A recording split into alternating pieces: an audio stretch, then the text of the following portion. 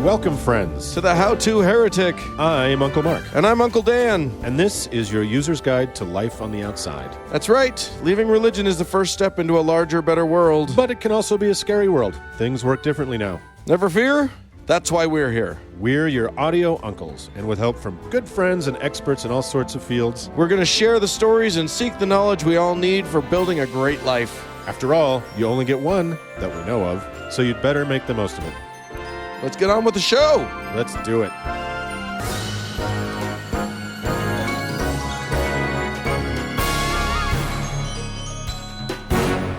This week, we are going to talk about a few things. We're going to watch out for Wu. Yeah. We're going to bury another lost soul in the graveyard of the gods. Yeah, we're not a lost, not just any soul. A divine soul. A divine soul, and this one is... You and I we commit mass theocide. No. What? Did I just combine a Greek and a Roman word? Yeah, but that's fine too. But that's fine too. Actually, I think we're more of kind of undertakers. Okay. We're not the killers. We're just noting the past. That's right. They were killed by many forces. And we're going to meet an exciting new religious group that you may not know so much about. No, but you're gonna. And we're going to talk about one of our favorite commandments, among other things. Yes, we're going to get to all of that and more. Remember, kids, this isn't just for hardcore atheists. No, sir. This is for everybody on the spectrum, from belief all the way to whatever the complete opposite of that is. I mean, if your butt's still in pews every week, or if you're putting up pentagrams to disturb your neighbors, we're still here for you. We're still here for you. Your audio uncles here to make your life a little bit better. We're here to help anybody anywhere on the spectrum of the skepticism curious. It's true. So let's dive in. Let's go right to it.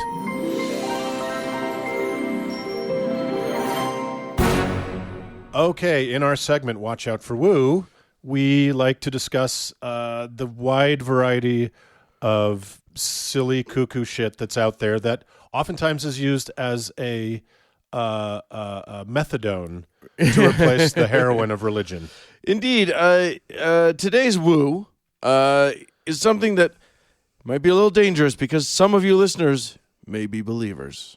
You may have left Jesus, but you might still be buying into homeopathy. Homeopathy. That does not, by the way, mean anything gay. Well, it can. Homeopathy is a different thing entirely, I think. Yeah, it's applying a homosexual to your tincture. to various wounds. Yeah. Take two of these, they're both named Scott, and call me in the morning. Putting a crystal up your butt. I can make that joke, gay guy, okay? So you are gay, it's right true. in. If Dan makes a bad gay joke, then go at him. But come at me, bro. Come at me. All right, Dan, tell me about homeopathy. Well, here's the thing. If you walk down the halls or down the aisles of your local Whole Foods, and this is more horrific to me, even down the aisles of your local CVS or other, or insert your pharmacy of choice into here, you will likely find homeopathic remedies. Yeah. For a myriad of problems. For what ails you. And that is only problematic. There's only one reason why that's problematic, and that's because they are complete and utter, absolute, unequivocal bullshit.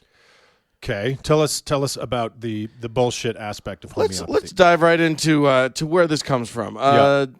Sort of the grandpappy of homeopathy.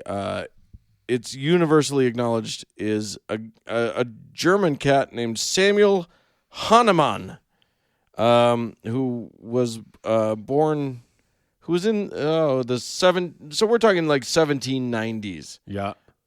When this guy sort of came up with these things. So, I mean, obviously, the heyday of modern medicine. Back when most of our great ideas about modern medicine. We really knew a lot back then. We did. I mean, we had the Bible, and then we had Sam Hamanam. And in fairness to Mr. Hamanam, Mr. Manamana, he was, I mean, at least he wasn't bleeding people with leeches. Yeah, he wasn't accusing anyone of having demons living inside of them or anything like that. Which was very au courant. Right. Well, that had gone passé by the 1790s. Let's just Not everywhere. not everywhere. Yeah. And now what's funny is that like some doctors are getting back into like selective bleedings. George Washington was bled to death, right? Wasn't that the How dare you? You take that back, sir. He was a great man. I think he actually was leeched to death. Was he really? Yeah. They should have put them on his wooden teeth. They only would have Wouldn't have done any damn good. or bad. Have you seen those teeth? I've seen them in a museum. It's horrifying. No wonder the guy looked pissed off all the time. That just looked awful and painful. cover those things up, will you? Ugh. He also had teeth made of like other animals' teeth. Did you know that? Like hippopotamus? I don't know. Like other animals' teeth. Hippopotamus. I'm pretty sure it was hippopotamus. I think that's a big tooth. I think yeah. It's just like one. You tooth. can make 4 or 5 out of just one tooth. I don't know. That's fucked up. Ladies and gentlemen, do not take Uncle Dan and Uncle Mark's word for history when we're just blathering, but do take our word for this. Take it to the bank. So homeopathy was founded on a concept. Now, see if you can spot the flaw in this thinking. All right. The idea is that Go slow. like cures like. And Okay. what that means is that if let's say that you have a rash. You've got we need to cure your rash, Mark. And Uncle Dan's going to come in and say that the thing that cures a rash is something that causes rashes. If you have something that causes rashes in normal people, I can cure your rash with that. Now, the trick is I dilute it a lot. So you take like a poison ivy. Right. Is that what you're saying? Basically that. I doubt that they actually use poison ivy, but it wouldn't shock me. Right. Because these guys, they take whatever it is that causes the problem. They would call it medicinal ivy. It is what cures it. And, there is something to be said for instance, that's how vaccines work to some extent. You expose the body to a minute, to a not deadly version of the virus. The body creates the antibodies, and then from then on, your body knows how to make those antibodies, and then you're immune to. You're not going to die of measles. Right. This is not this. For one thing, the amount of dilution that they use in these things is madness. Like you'll see on a bottle of homeopathic quote unquote medicine Goop. Yeah. These pills, it'll say a C number, C10, C30. C30 is the most common of all of them. Yeah. The C stands for 100. Right. And what it means from Roman is numerals. We're talking about parts per 100. So here's how this works. You take 99 drops of water and 1 drop of active ingredient, we'll say poison ivy. Yeah. 1 drop of poison ivy extract into 99 drops of water. Right. Now that's pretty dilute. That's a lot of dilution. Yeah. In that. Not delusion, that's also in that. We talk about that a lot. Right. Yeah. That's C1. Oh my God. Now, if I were to take one drop of C1 and put that into 99 drops of pure water, now we've got C2. Okay, so you're saying C30, which is super common, and I'm not. Maths is not my strong suit. That's 3,000. It's 3,000 drops of water per 1 drop. No, is that right? No. It's exponentially less than that. Oh, it is. Where's the math on this? Yeah, I think you said a C's 100. Right, but then so you take a 99 to 1 ratio. Yeah. And then you take some of that and put it into another 99. And then you take some of that and put it into another 99. Oh my God. Okay. It is so infinitesimally small that if you're now, I'm not a math guy too, but I've seen this explained to me.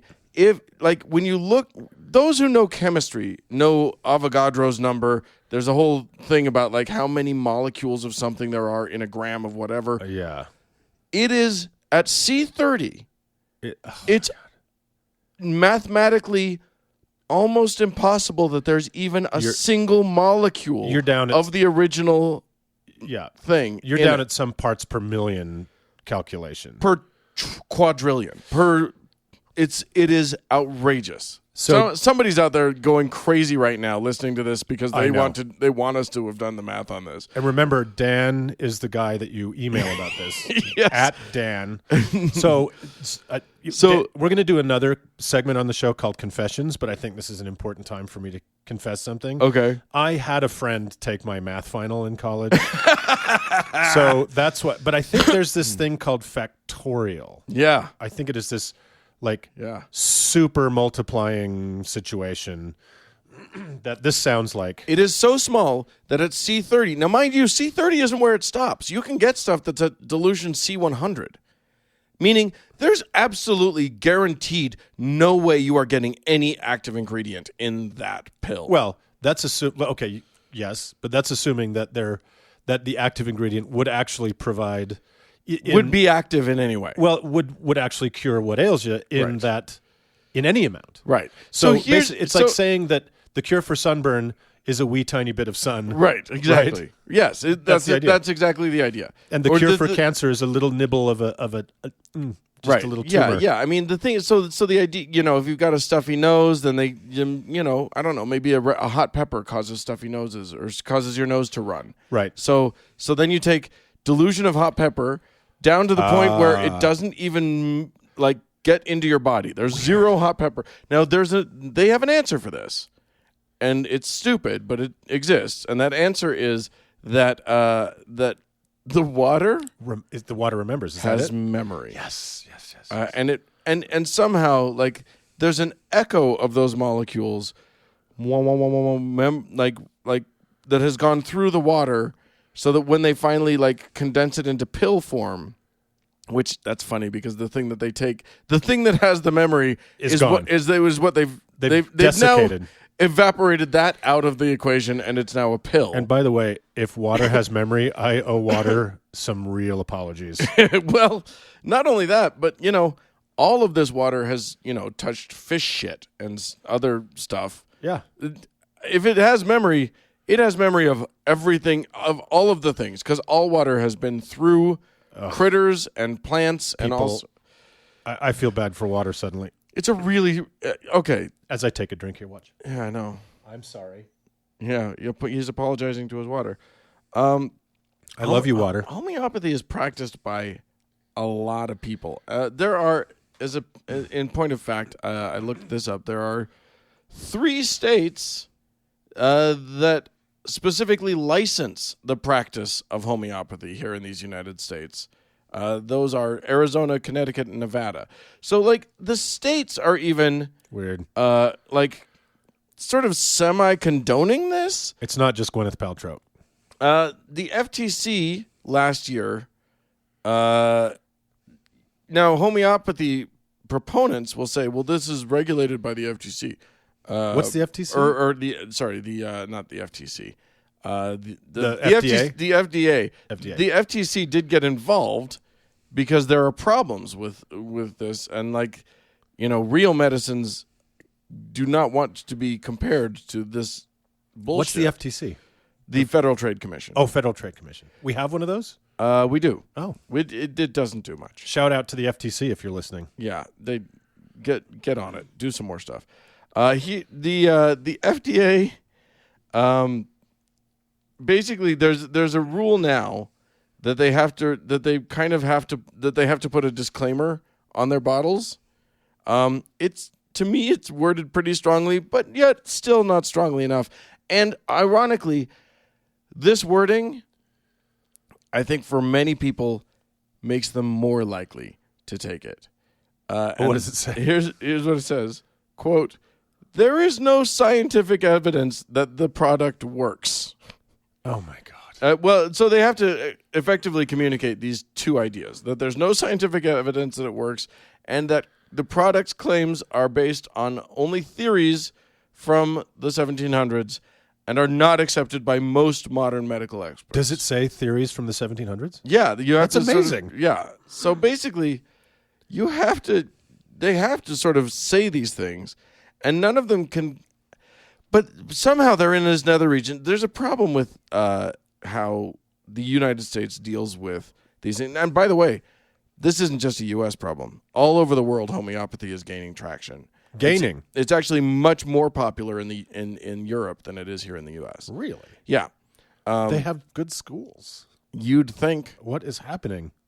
People just want to. First of all, when you look at homeopathy websites, they talk about this isn't just going back to Samuel Hahnemann. This is going all the way back to like ancient Greeks. Sure. Who knew all about, who quote unquote knew all about this, because really what we want in our modern medicine is appeals to antiquity. Look, any time that I can, take some scalding milk and pour it on a loaf of bread and walk around a black she-goat at midnight on the solstice, you're going to cure your gout. Yeah. That's just a guarantee. It's just a science fact. It's just how it works. Yes, let's do like the Greeks did. I love it when people start, and maybe at some point we'll talk about Ayurveda or whatever. Like all of these, this is ancient wisdom. So it's better than science stuff. Look at all the lab coats everybody's in. And not only that, but what happened to all those ancient people? Ladies and gentlemen, they're dead. Well, they did die. They all died which because means that their medicine killed them. Or lack of medicine killed them. Yeah. Well, okay, so this is kind of an interesting point because I do believe that, I could be wrong, that the germ theory and that the ideas of vaccination, that what we know in the modern day as effective vaccination, were beginning around the same time. Yeah. So in a weird way, like you were saying earlier, he was almost onto an idea. Well, yeah. I mean, he may have heard about that, about the efficacy of vaccination. They would go and I mean, it was ham-fisted. They would just like find somebody who had smallpox and then like make a little cut in your arm and like get some of his goo and squirt it into your goo, and then hopefully it's not enough to actually, and it worked sometimes. And also, let's do one watch out for it at a time. We will do ham fisting another time.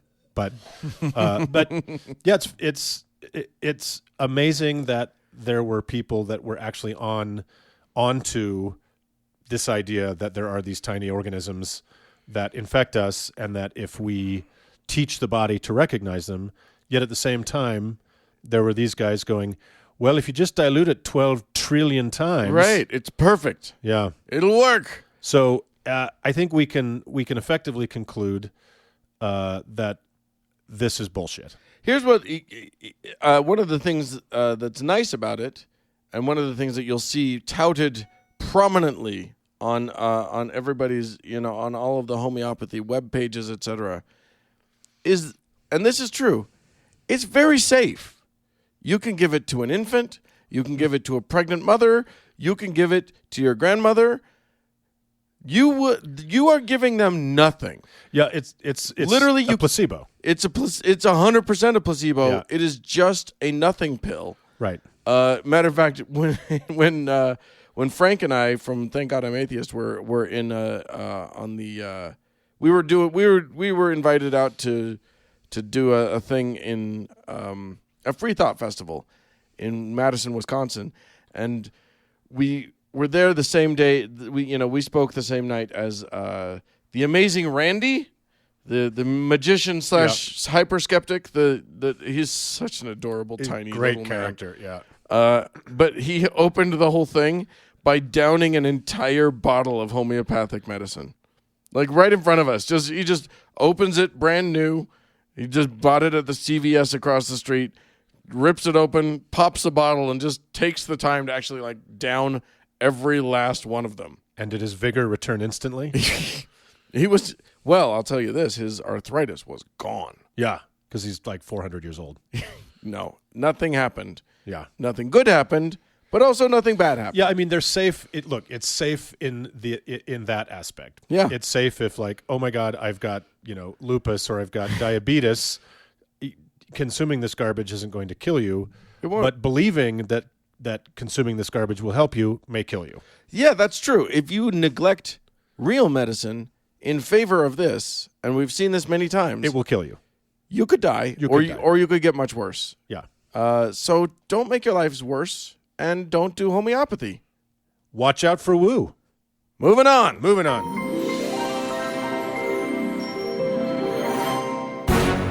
Well, we got some, Uncle Mark, you and I were raised in a Christian-based religion.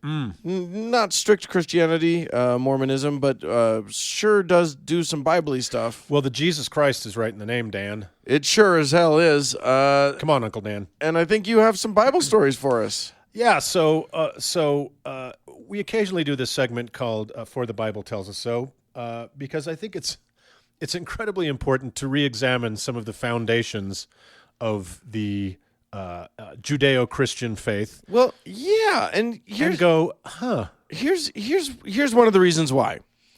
I'm going to tell this. You and I are both going to tell this story, and I'm going to tell it as I remember hearing it in perfect. church. Oh, perfect. Yeah. And then you're going to tell what actually happens in that crazy goddamn book. Yeah, the book of Genesis. Yes, indeedy. So what I remember is The story we're going to discuss today is Lot is Lot and his daughters. and family. Yeah, and all the women in his life. Yeah, Lot and his women. By the way, who don't have names, but that's just a thing in the Bible. Why would they have names? They're girls. What do they want? Yeah, I know, right? So what I remember of the story, as it was told to me back then, is that Lot was a guy, a good man who lived in Sodom or Gomorrah or one of the two, Yeah, the twin cities of sin, the Twin Cities, and so in the metropolitan area. Yeah, right, the greater metropolitan awful town, Yeah, Gayville. the SGMA they called it. It was for the mass transit. Yes, Yes, indeed. So he lived there, and some angels inexplicably came to his house, said, "Hey, we're new to town," and he said, "Come on in, we'll get you fed up." And then some bad guys came to his house and said, "Hey, send those new guys out," and he said, "No." And the angels were so grateful that they warned him that God was going to destroy the cities the next day. And they got the whole family out. And then Lot's wife turned around and looked at the destruction of the cities and turned into salt. None of it made any sense to me, but that is what I remember of the story. And somehow that was all very good. He was nice to angels, and his wife was stupid. They warned her not to look behind her. But she did, and so fuck you, you're salt. Bitches be cray. Bitches be salt. Bitches be salty. So okay, you hit the basic outlines, but you missed a couple incredibly salacious moments. Missed all of the stuff that would, because the entire rest of the story is just a series of crazy what the fucks. Yeah. So okay, remember this, and I'm going to give you the lowdown straight from Genesis 19. This is the straight dope. This is real shit. We don't need to add anything to make this awful. Even though this story is actually very short in Genesis, I'm not going to read the whole thing from the Bible because Uncle Dan and I, our heads would explode hearing that cadence. It's triggering for us to hear indeed the sing song of garbage Elizabethan language. So. Okay, so it's Jacobean language, but that's is it fine. Jacobean? Well, because it's the King James Bible.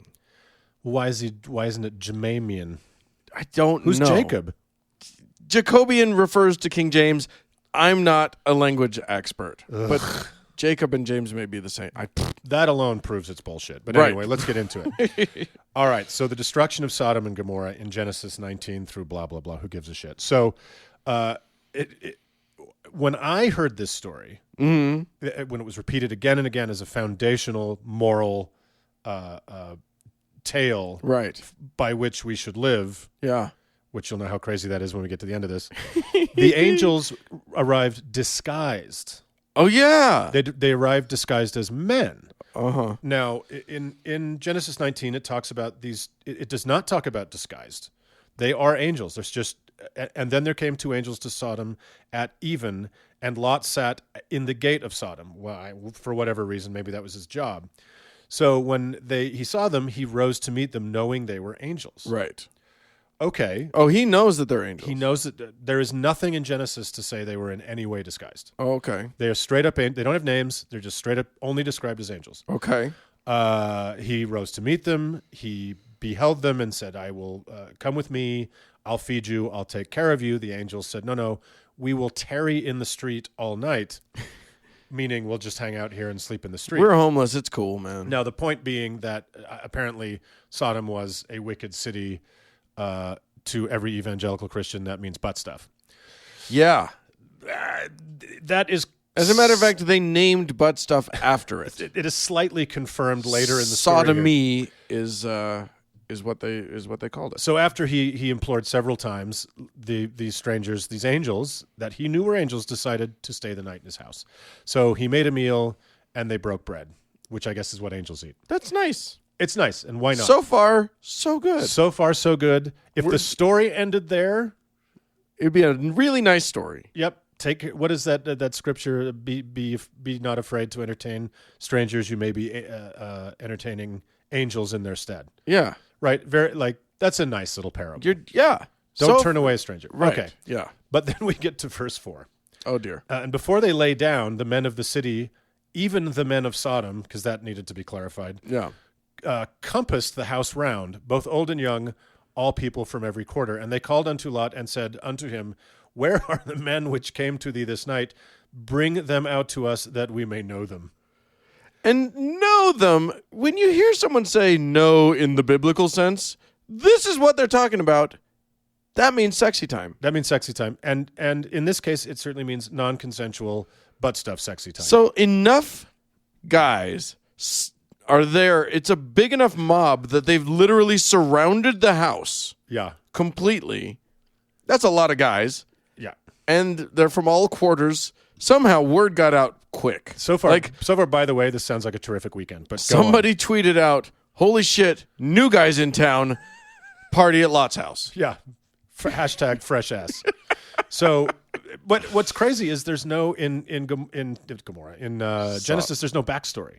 No. To why all of a sudden all the men in town show up and say like, it's going down. Right. Somehow, if there's new people, they getting fucked. We got to rapes. We've got rapins to do. We got rapins to do. So Lot says, inexplicably, Lot went out the door unto them and shut the door after him and said, "I pray you, brethren, do not so wickedly. Behold now, without being asked, by the way, here's what he offers without being asked." No, wait. I'm going to point out, he says no. That's the right thing to say. Like, he says, no, you can't have these two men. Again, if this story ended before verse 8, we'd be in great shape. You'd be like, well, it's you'd be like, I don't know what that mob is doing. Yeah. Like, it's a very sort of Clockwork Orangey kind of feel. Yeah. He lives in a bad neighborhood, but good. He said no. Got to talk. You could find a real estate agent and move to a better neighborhood of Sodom. Right. So he comes out and tells them to leave these guys alone, and unsolicited says, "Behold now, I have 2 daughters, which have not known man. Let me, I pray you, bring them out unto you, and do ye to them as is good in your eyes." Oh, Lordy Jesus. Only unto these men do nothing, for therefore came they under the shadow of my roof. Okay. So now, in the Semitic traditions, as in many traditions in the world, when it was a less safe place, there were no public habitations. No. Distances between places and cities were great, and supplies were few. Right. It was considered absolutely necessary and absolutely without question that if a stranger showed up in need, you would give them food, water, and a place to stay. It's a mitzvah. It's a mitzvah. It's a good deed. It's a good deed. I have a cousin who lives up in the northernmostest parts of Canada.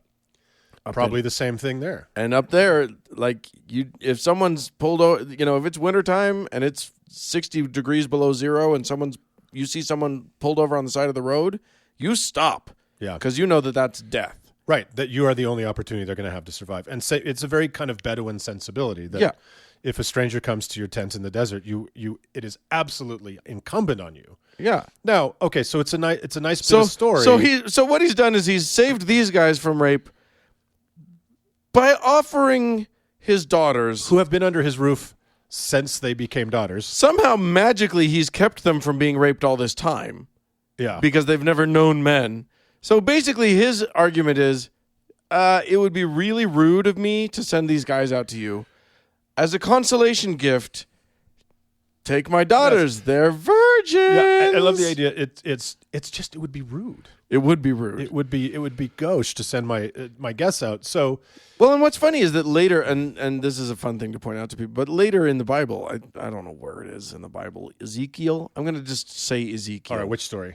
It does say that the sin of Sodom was not butt stuff, indeed, but rather inhospitable. Inhospitality. Right. Yeah. It was not being hospitable to strangers. That was the sin for which it was destroyed. Which is completely counterintuitive because he was profoundly hospitable. Well, but he was the one that was saved. The rest true. of those bastards were the ones that were killed. So, continuing on. Moving on to the later part of the story. Because there's more. And they said, "Stand back." And again, they said again, "This one fellow came into sojourn, and he will needs be a judge. Now will we deal worse with thee than with them." And they pressed sore upon the man, even Lot, and came near to break the door. So in this moment, the angels who they were kind of holding fire. Yeah. So basically, these angels have come here to destroy this city. Yeah. And they just needed a place to crash for the night before they got down to it. Right. So they had the power to destroy the city. They had the power to protect Lot, yada, yada, yada. And it was only in this moment that they smote all of the rapey men blind. Oh. So it seems that his daughters that he had low regard for were saved in this moment. But I think which doesn't mitigate at all the offer that Lot made. Yes. The fact that the daughters were not raped doesn't change the fact that Lot was like totally cool with that. Attempted murder is still a crime. Yeah. Yeah. So, and it's important to point out here that in Bible morality, the rape's going down. Yeah. It's not a question. It's the rape isn't even on the table as something to be questioned here. There's going to be rape. It's just who. Right. Well, right? And there's more rape to come in this story. There's more rape to come. So hold on to your britches, kids. And if you thought it couldn't get worse, you're wrong. Yeah. Okay. So we'll keep going. We'll just keep on going. So the men are smitten, smote blind, and the men said unto Lot, "Hast thou here any besides son-in-law and thy sons and thy daughters, and whatsoever thou hast in the city, bring them out of this place." So the angels say, "You got to get out of here.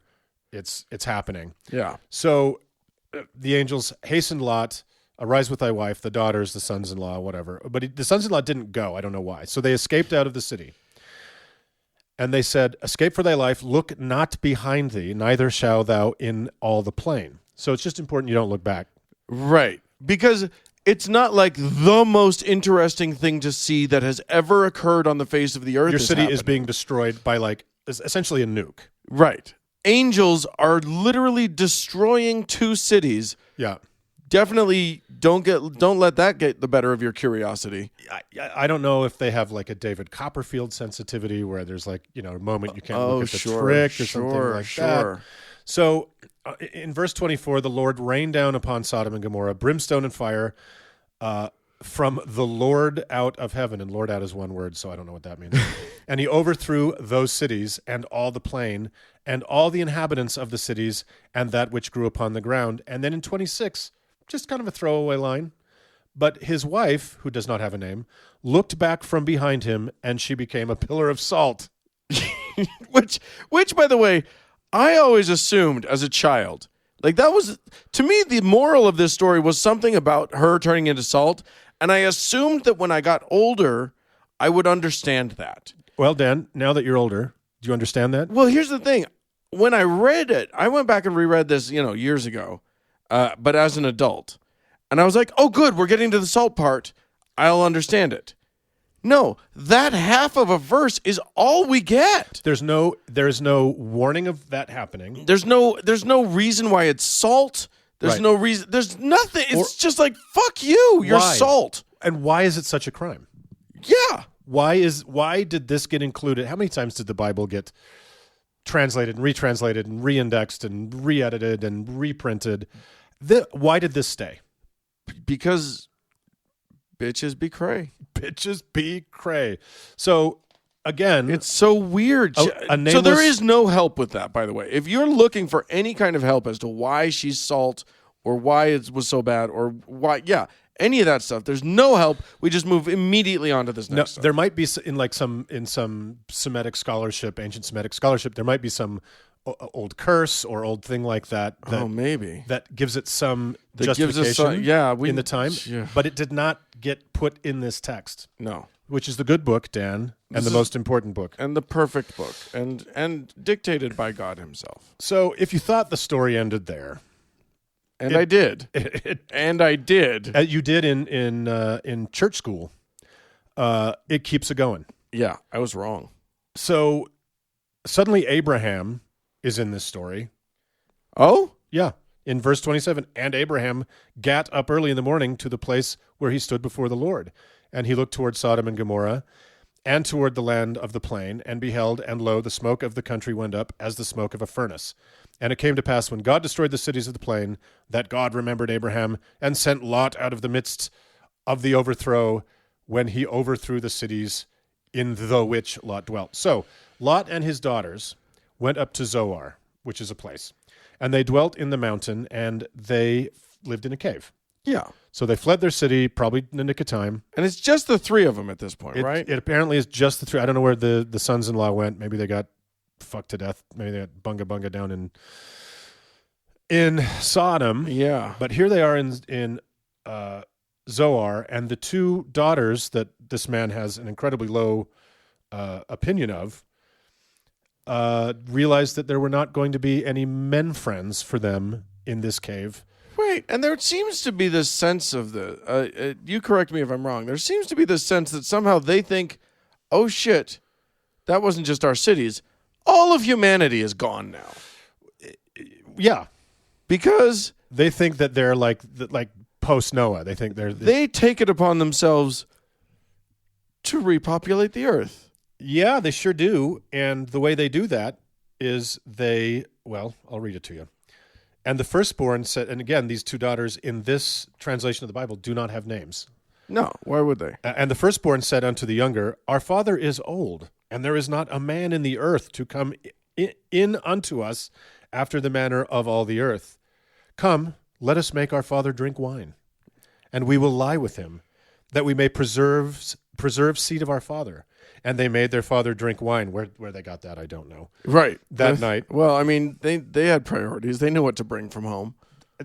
If anything, that's probably the only usable parable of this story. Right. Is if you have to flee, take some booze. Right. You're going to need it. I hope the people, our listeners in Houston, already knew that. Oh, poor Houston. Yeah. And we will lie with him that we may preserve the seed of our father. And they made their father drink wine that night. And then the firstborn went in and lay with her father. And he perceived not when she lay down, nor when she arose. And it came to pass on the morrow that the firstborn said unto the younger, behold, I lay yesternight with my father. Let me just Long and short of this. Yeah, let's just brass tacks. These girls got their dad drunk, and then on subsequent nights Raped him. So basically every conceivable aspect of rape is covered in 37 chapters of Genesis with one family. And here's the thing. At very least, earlier in the chapter, when all of the menfolk of the city were trying to rape the angels, we were kind of led to believe that was a bad thing. In this case, there's nothing in the scripture that makes this bad. No. This is just what the good people who were saved did. Yeah. It's not, and they were punished, and the Lord looked down and frowned. This was just, they had a good idea. Yeah. They just get him drunk, and then they'll get pregnant by him, and then there will be more of them. Well, and you could, if this was just a history, you could see it being a neutral story. Yeah. Here's some crazy shit that happened because that's the way the world worked. But because it is in the Bible, it is automatically intended as a moral story. as a moral story and some kind of paragon of virtue. So I ask you, Uncle Dan, what morality do you like? I learned this story in primary. Yeah, that's the kiddie Bible school. That's like under 8, right? Yeah, well, yeah. I mean, I think it goes a little higher than that. So up until 12. Single digit children. Yeah. I learned this story, sans the rape. Right. They did have the good decency to exclude the rape from telling the children from the retelling to the kids. So what do we take from this? Fuck if I know. Yeah. Like there is no, like, if I were to actually analyze this story and decide what the moral of this story is, even adjusted for the Iron Age. Yeah. Right. There is no moral lesson that could possibly be gleaned from this story. Not one that would keep you out of jail in the modern world. Right. Yeah. I mean, you could say, don't let anyone rape your guests. That's nice. Seems a little on the obvious side. Right. But sure. If it needs to be said, it needs to be said. I'm there for you. Yeah. I'm right there with you. Yeah. And then I got nothing. Yeah.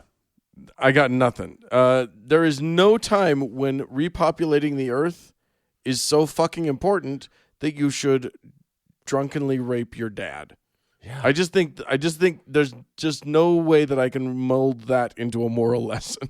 Yeah, but in 37 and 38 it says, aha, and luckily and wonderfully one gave birth to Moab, who became the father of the Moabites, and one gave birth to Ben-Ami, who became the father of the children of Ammon.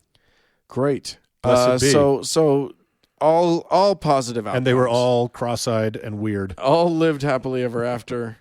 May explain a lot about the rest of the book. Well, like if this book was written by the descendants of this, maybe we have a little bit more understanding now. we get it. So I hope you enjoyed that little bedtime story. Yeah, that's fun stuff. Go pass it along, and go ye forth and be moral, I guess. And leave your dad alone. Yeah. Moving on.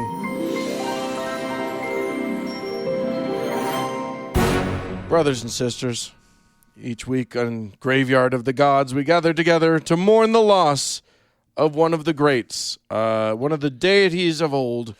Tonight, we're discussing Coquitlam. I don't think you said that right.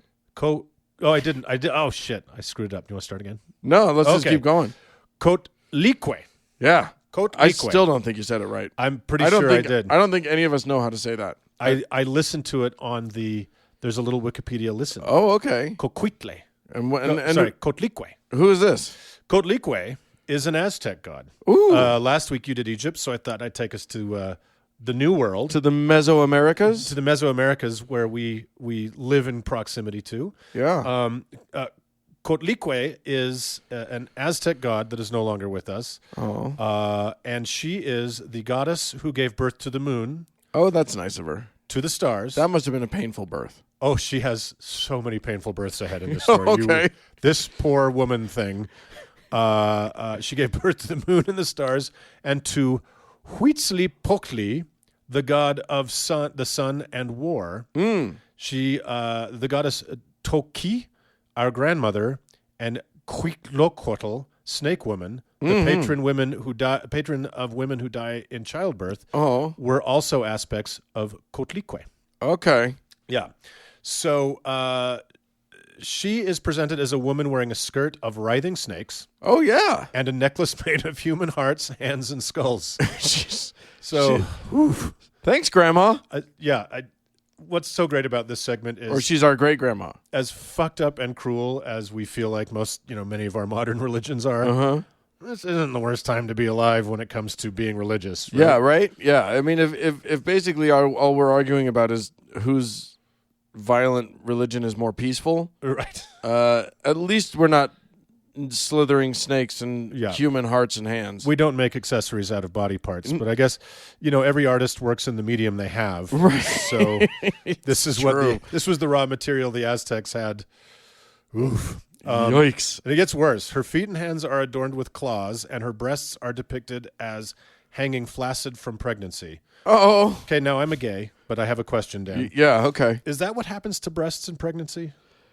Well, Don't they actually kind of... Now, I personally have not impregnated any women that I know about. Oh, we're going to cut that. That is so gross. Okay, go on. But I've seen plenty of post-pregnancy breasts, and just like pre-pregnancy breasts, there's a melange of flavors. There's a variety of different amounts of sagginess to perkiness and all sorts of things. But yeah, I think it does. I think pregnancy and breastfeeding do tend to have a drooping effect. Really? I on thought supply bosoms. Met demand. During that they become quite fulsome. They are so while breastfeeding and while they are engorged and big. Well, she had a lot of... Maybe it's because she had a lot of really hungry children. Let me tell you something. When you breastfeed the moon, your tits are dried out. And that is just a fact. That is just how that works, and I defy any woman to combat me on that. So her face is formed by two facing serpents after her head was cut off, and the blood spurt forth from her neck in the form of two gigantic serpents. Okay, whoa. Yeah. Whoa, wait, her head was cut off? Her head was cut off and replaced by these... Here, there's a picture of... She's got two snake heads as her head. And snakes as her skirt. Again, I don't know what raw materials they had, but it seemed to be a snake-based craft reality. She was super into the snakes. They were snaky people. It was like people who live in Florida. Yeah. They're very into snakes. Come at me, Florida. So referring to the myth... the head was cut off and two facing snakes, referring to the myth that she was during the beginning of the present creation. Oh. Yeah. So she was sacrificed, but she's like, fuck that, I'm coming back. Snakes. Well, yes, exactly. Like, the sacrifice didn't take. Yeah. Like, they cut off her head, and in another story, her head becomes the moon. Oh. So, yeah, the Aztec and the Mayan... kind of pantheon is super, like, not only crazy blood based, but very much gods even sacrificing themselves. Oh yeah, and then coming back in another form. Yeah, so coming back as corn or something like that. Because if you like corn, this might be the god for you. In most presentations, they emphasize her deadly side because Earth, as well as loving mother, is the insatiable monster that consumes everything that lives. Whoa! I think that's really fascinating. Like, we come from the earth, we go to the earth. Yeah. So, but like we don't. But it's not just this nice sort of ashes to ashes, dust to dust process. No. It's like violently, fuck you, come back to the earth. No, I don't see the Aztec priests of ye olde times as we would see like the Unitarian ministers today. Like, oh, come on in. Yeah, exactly. Have some blood. Yeah, it's that sounds very aggro.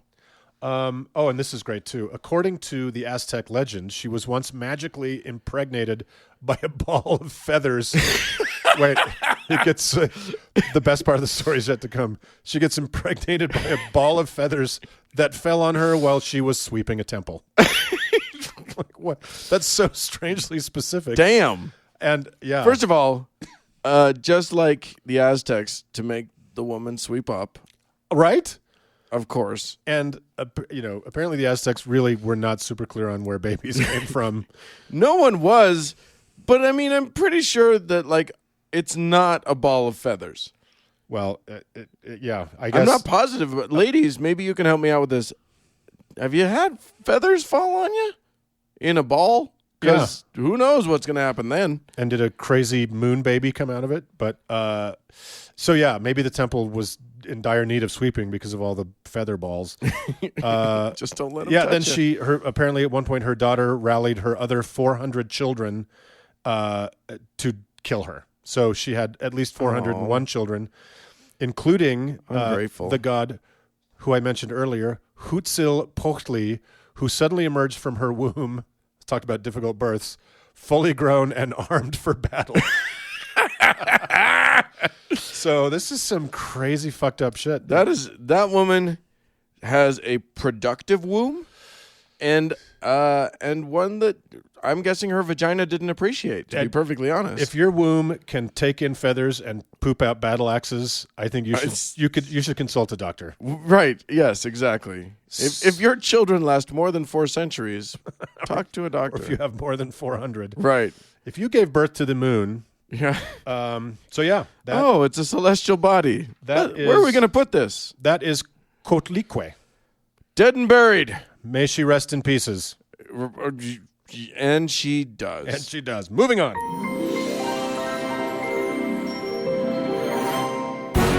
This week, we meet the Raelians. We do. We like to talk about all of the various religions that are out there. You, dear listener, may, like Uncle Mark and me, may have come out of a religion. Mm-hmm. Many of us did. Most, I would say, of our listeners probably were at one point a religious person. And may still be. But here's a fun one. Raelians, Raelism or Raelianism, depending on how you want to, or Raelianism. Yeah, there's a lot of different versions of this. Is a relatively new group. It was founded in 1974 by a Frenchie named his birth name is Claude Vorilon. Oui. But it's much easier to call him by his current name. You stuck that pronunciation. That was awesome. French is incredible. Thank you. Now he just goes by Rael. Rael. Or maybe he says Rael. I don't know. It's spelled R-A-E umlaut L. It's probably Rael. The umlaut is to make it fancy. Mm-hmm. Anyway, this cat, an interesting guy actually. Born in the Vichy area of France. He was during Vichy time. No, well, I mean, he was born in 1946. Just after. Yeah. So it was back to being France by the time he was there. It wasn't German occupied. The collaborators had been sorted out.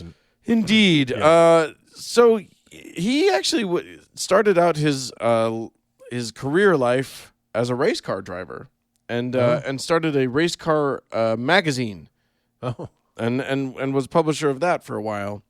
And then he had a formative experience, not unlike the founder of our religion of birth, Mormonism. Joseph Smith encountered God in a grove. Yeah. Rael was visited by aliens. Oh yeah. Yeah. Nice. So he was chilling in I think a volcanic crater in France. No. Just hanging out. Are there volcanoes in France? Apparently. Okay. And suddenly, mew, mew, mew, mew, mew, mew, mew, mew, mew, come the aliens, and they come to him. Yeah.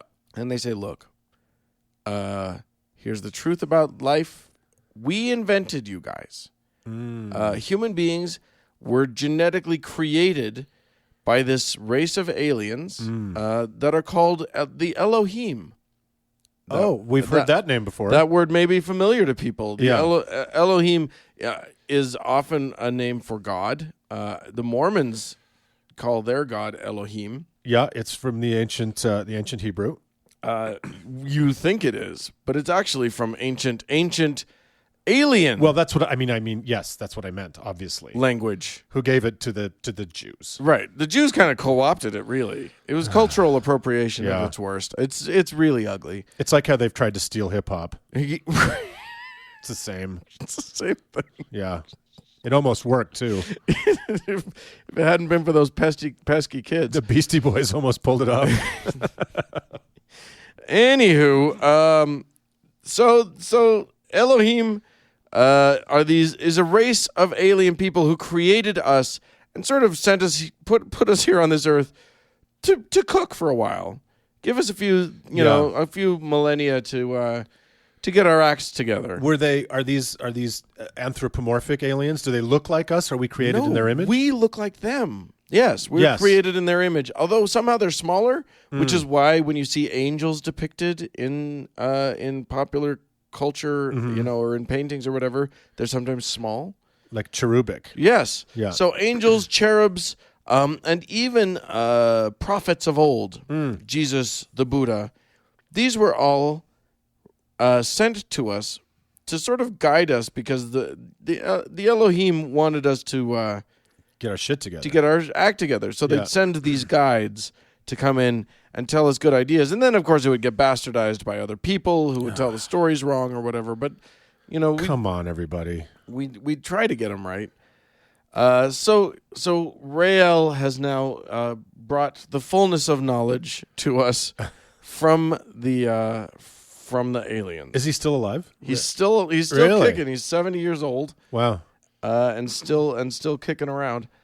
So you may ask yourself, I mean, I don't know about you, Marcus. You know a little bit. I do know a little bit about it. You looked at that mole for me, and that was a solid for It was a friend. interesting. I've never seen one in the shape of Mickey Mouse before. Yeah. Well, it's Minnie. Well, now it is. Yeah. Don't misgender my mole. Anyway, I don't know about you on this front. To me, if someone said all of these things to me, I'd think, that kind of sounds kind of bullshitty. And I would walk away. Well, I mean, if you found yourself of an afternoon in a French volcano, Right. and how many personages? I don't know. I always think I think 3 because of my own because of your own own background. experience. Yeah. No, it's just some. So these guys are. I seem to remember a woman with a big beehive hairdo, with kind of stars and planets put in it. No, seriously, and a glistening, satiny kind of high-collared, capey gown as a spokesperson for the Raelians, and they have. Oh, I think I know who you're talking about, but I don't have her name right here. Hang you on, know what I'm talking I'll find her. She was like a bishop of their church, and Bridget Boisselier, I think might be the woman that you're referring to, and I love her work. Pull her up. She was a bishop of Raelianism. She's Aurelian, right? The person I'm thinking of. And Yes. I've seen parades. Oh no, Is that not her? no. Well, I mean, she's not beehivey at all. She's actually. That's a younger woman, I think. So This woman is so. I will talk a little bit about her because she's a chemist and she's head of a group, or she was at one point head of a group called Clonade, which is a Raelian organization that sought to clone people. And at one point, she actually claimed she had done it. oh, Raelianism's super into cloning, and they're super into technology yeah, as ways of perfecting us. They also have this sort of idea that if they can clone people, then they can also somehow find a technology to transfer your memories and consciousness into the clone, and then you can live forever. into the clown. Into the clown. Awesome. That was a Shit. Freudian slip right there. Good news, you're going to live forever. Bad news is You have these giant, ridiculous shoes, take this white makeup. and all your cigars will explode. Which would be no more ridiculous than the Raelians' actual beliefs. Anyway, so a lot of this feels very bullshitty to me. So what's the hook? What gets people in? Tell me, Dan. At various times had over almost 100,000 members. I'm looking at some pictures online, and I think the hook might be nudity. It's sexy, baby. It's kinda that's sexy. that's our hook. It is a sexy religion. They're not super into clothing. They're not. No. And they are 100% fully into do your sexy thing. Yeah, that's what I'm looking at here. It looks very much like that. They are also so they're the ones behind a lot of the go topless sort of the movement. There's been now there's a movement that's beyond them, but it's just sort of, and it's kind of a feminist call, right? To be able, men can go shirtless, right. Women should be able to go shirtless. There's nothing gross or obscene about a breast. But these guys are doing it in part because they just love sexiness, and that's a big thing for them. So they have So they are a sex positive religion. They are, as much so as you can possibly be. In fact, many of their gatherings, people will apparently or reportedly wear bracelets that are sort of color-coded to give you a sense of, like, I want to fuck a guy today. I want to fuck a woman today. Like the hanky code of old. It is like the gay hanky code of old, but all it basically tells you is, like, who I'm looking for, who I'm down with. I'm DTF. Right. Yeah. And they are in droves. Now, I don't know if this is on your page. I'm looking at a symbol which I'm finding a little problematic. Okay, well, let me get into that. So they co-opted a symbol that is an Indian symbol of peace, but you may know it better as the swastika. Yeah, it's very much a swastika. And then they wanted to take the curse off of that, so they melded the swastika with a Star of David. I just think... Yes, one of their symbols is a swastika in a star, and it's very skillfully melded. It looks quite like design-wise, it looks nice. It's got a lot of points. But yeah, I could see how there would be those who would be quite upset about that. Listen, I'm all for taking back ugly words and ugly symbols, and like I'm comfortable using calling my friends fag because I think that takes the piss out of it. Sure, takes the sting out of it. Because listeners, I am a homosexual, so please don't think that I'm misappropriating that word. And don't think that you can say it just because Mark can say it. Unless you're one of my tribe, then right. we can fag it up. But this actually caused me a little discomfort looking at this symbol. Absolutely, yeah. But interestingly, I will too say this: Too soon. I Dan. read one account of a lady. I read Vice sent a woman reporter into a titties out sort of Aurelian thing? Protest. Yeah, Aurelian sort of like let's like protest for tits. Yeah. And she interviewed one of the women that she interviewed was raised in Israel and like had this hyper visceral reaction to swastikas, which that would make sense. I think we all probably should have some reaction to right. That. But she said that seeing it reappropriated in this way that was meant to be about peace and blah blah blah made her feel way comforted about it. Wow. Which fine for her. I'm guessing it doesn't have that reaction all the time. Which is why they actually evolved that into just a Star of David that sort of swirls into the middle. It's like a soft serve Star of David. It is. Yeah. It is indeed. And so that's sort of what I think they're using a lot more of now. And it looks it only looks offensive because it looks like a stupid bumper sticker. Yeah. But it doesn't have a swastika, so points. So points to them. Yeah. By the way, ladies and gentlemen, if you are one of those people who thinks, well, because I've read stories about people who like try to wear swastikas and then they're like, you don't actually understand them. This is an Indian piece. No, you don't get to do that. Hitler ruined it. So it's ruined now. It's just the Nazi symbol.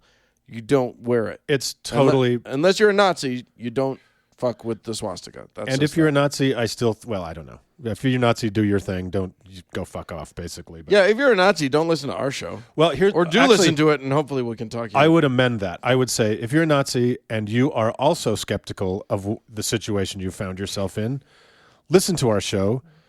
Yeah. Get some empathy. Understand that your white bullshit is no better than anybody else's bullshit, and get real.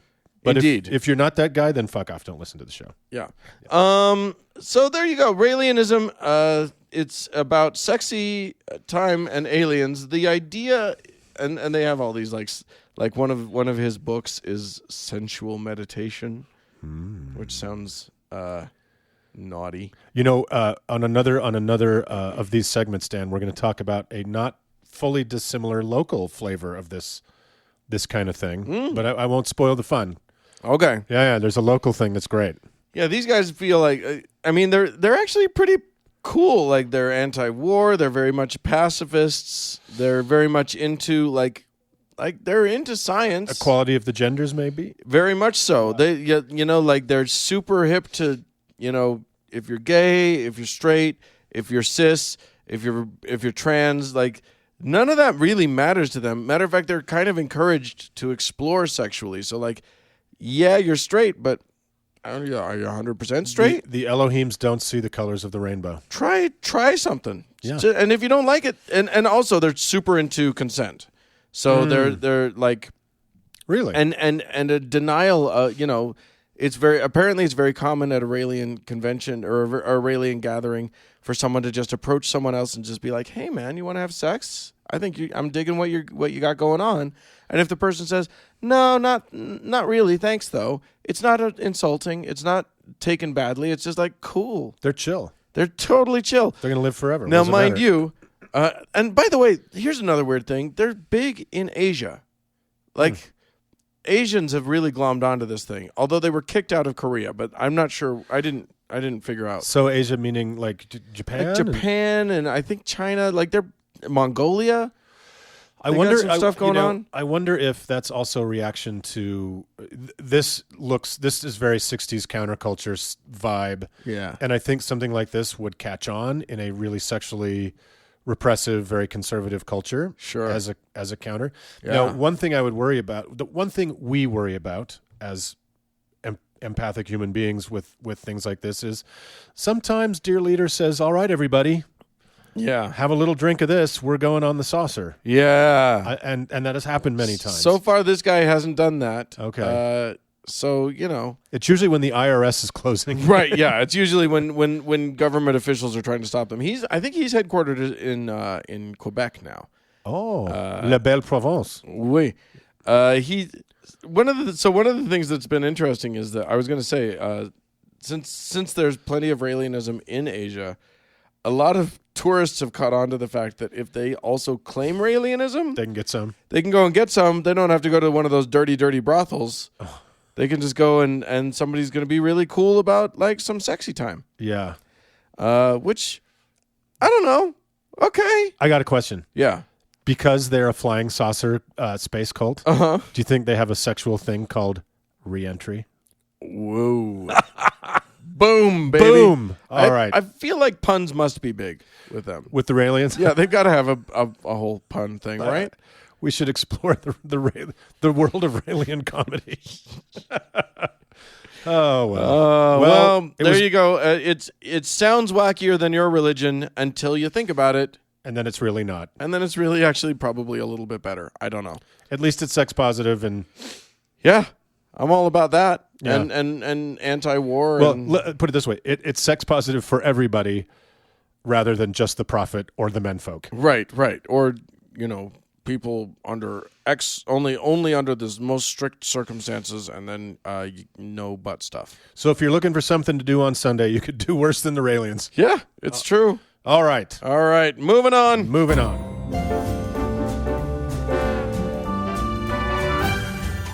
That's it for this week, friends. We'd love to hear from you. If you want to get a hold of us, please call in and tell us your story in a brief voice message at 903-884-6986, which is 903-88-HOW-TO. Yeah, we'd love to hear your story. We'd love to hear what you're doing. If you want to write to us, you can do so at howtoheretic.com. We would like to thank our very capable producer, editor, Cody Layton. And thank you guys for tuning in to us. We'll be back next week with more. Talk to you next week, friends. Bye-bye.